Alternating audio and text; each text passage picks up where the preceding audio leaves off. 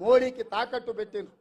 నాకు తెలుసు కేసీఆర్ బిడ్డ బెయిల్ కోసం ఇవాళ కాంగ్రెస్ ను ఓడించడం కోసం నరేంద్ర మోడీతో చీకటి ఒప్పందంలో భాగంగా మహబూబ్ నగర్, చేవెళ్ళ, మల్కాజ్గిరి, భువనగిరి, జహీరాబాద్ 5 పార్లమెంట్లలో చంద్రశేఖర్ రావు నరేంద్ర మోడీని గెలిపించడానికి సుపారీ తీసుకొని బీఆర్ఎస్ కార్యకర్తలు ఇవాళ బొందబెట్టి వాళ్ళ ఆత్మ గౌరవాన్ని మోడీ కాళ్ళ దగ్గర తాకట్టు పెట్టిండు.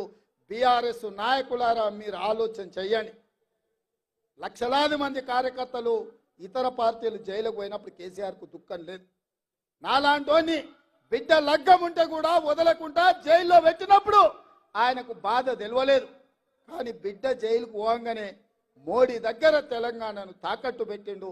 ఇది తెలంగాణ ఆత్మ గౌరవానికి మంచిదా? ఒక్కసారి ఆలోచన చేయండి. BRS కార్యకర్తలారా, BRS